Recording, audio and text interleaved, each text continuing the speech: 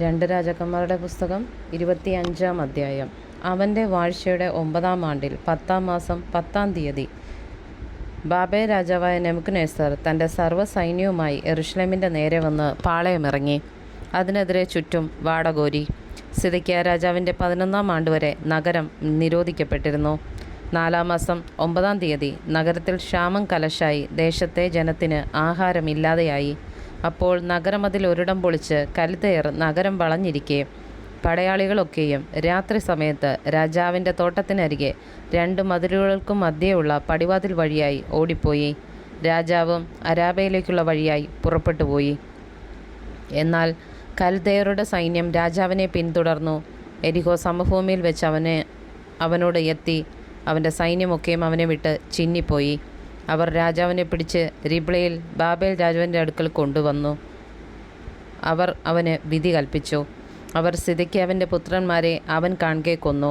സിദെക്കീയാവിൻ്റെ കണ്ണു പൊട്ടിച്ചിട്ട് 2 ചങ്ങല കൊണ്ട് അവനെ ബന്ധിച്ച് ബാബേലിലേക്ക് കൊണ്ടുപോയി. 5-ാം മാസം 7-ാം തീയതി നെബൂഖദ്നേസർ രാജാവെന്ന ബാബേൽ രാജാവിൻ്റെ 19-ാം ആണ്ടിൽ തന്നെ ബാബേൽ രാജാവിൻ്റെ ഭൃത്യനായി അകമ്പടി നായകനായ നെബൂസരദാൻ യെരൂശലേമിൽ വന്നു. അവൻ യഹോവയുടെ ആലയവും രാജധാനിയും ചുട്ടുകളഞ്ഞു. യെരൂശലേമിലെ എല്ലാ വീടുകളും പ്രധാന ഭവനങ്ങളൊക്കെയും അവൻ തീ വെച്ച് ചുട്ടുകളഞ്ഞു. അകമ്പടി നായകനോടുകൂടെ ഉണ്ടായിരുന്ന കൽദയ സൈന്യമൊക്കെയും യെരൂശലേമിൻ്റെ ചുറ്റുമുള്ള മതിലുകളെ ഇടിച്ചു കളഞ്ഞു. നഗരത്തിൽ ശേഷിച്ചിരുന്ന ജനത്തെയും ബാബേൽ രാജാവിനെ ശരണം പ്രാപിച്ചവരെയും പുരുഷാരത്തിൽ ശേഷിച്ചവരെയും അകമ്പടി നായകനായ നെബൂസരദാൻ കൊണ്ടുപോയി. എന്നാൽ അകമ്പടി നായകൻ ദേശത്തെ എളിയവരിൽ ചിലരെ മുന്തിരിത്തോട്ടക്കാരായിട്ടും കൃഷിക്കാരായിട്ടും വിട്ടേച്ചുപോയി. യഹോവയുടെ ആലയത്തിലെ താമ്രസ്തംഭങ്ങളും പീഠങ്ങളും യഹോവയുടെ ആലയത്തിലെ താമ്രം കൊണ്ടുള്ള കടലും കൽദയർ ഉടച്ചു കളഞ്ഞു. അവയുടെ താമ്രം ബാബേലിലേക്ക് കൊണ്ടുപോയി. കലങ്ങളും ചട്ടുകങ്ങളും കത്രികകളും തവികളും ശുശ്രൂഷയ്ക്കുള്ള താമ്ര ഉപകരണങ്ങളൊക്കെയും അവർ എടുത്തു കൊണ്ടുപോയി. തീച്ചട്ടികളും കലശങ്ങളും പൊന്നും വെള്ളിയും കൊണ്ടുള്ളതൊക്കെയും അകമ്പടി നായകൻ കൊണ്ടുപോയി. ശലോമോൻ യഹോവയുടെ ആലയത്തിനു വേണ്ടി ഉണ്ടാക്കിയ 2 സ്തംഭം, 1 കടൽ, പീഠങ്ങൾ എന്നിങ്ങനെയുള്ള സകല ഉപകരണങ്ങളുടെയും താമ്രത്തിന് തൂക്കമില്ലാതെയിരുന്നു. ഒരു സ്തംഭത്തിൻ്റെ ഉയരം 18 മുഴം, അതിന്മേലുള്ള പോതിക താമ്രം കൊണ്ടായിരുന്നു. പോതികയുടെ ഉയരം 3 മുഴം. പോതികയുടെ ചുറ്റുമുള്ള വലപ്പണിയും മാതാളപ്പഴവും ആ സകലം താമ്രം കൊണ്ടായിരുന്നു. ഇതുപോലെ മറ്റേ സ്തംഭത്തിനും വലപ്പണിയും മറ്റും ഉണ്ടായിരുന്നു.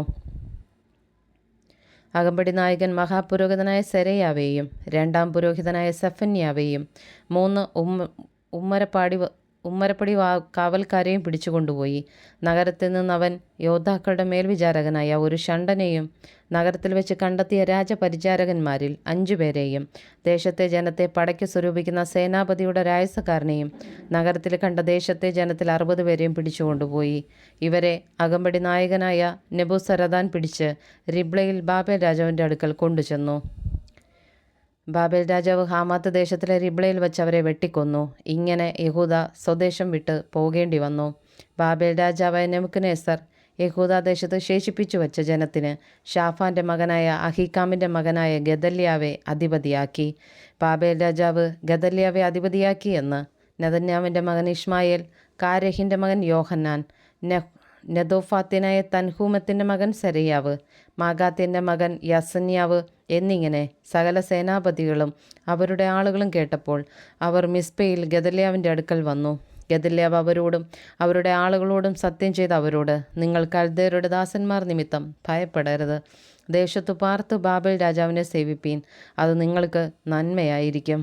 എന്നാൽ 7-ാം മാസത്തിൽ രാജവംശക്കാരനായ ഏലീശയുടെ മകനായ നെതന്യാവിൻ്റെ മകനായ ഇഷ്മായേൽ 10 ആളുകളുമായി വന്ന് ഗദല്യാവെയും അവനോടുകൂടെ മിസ്പയിലുണ്ടായിരുന്ന യഹൂദരെയും കൽദയരെയും വെട്ടിക്കൊന്നു.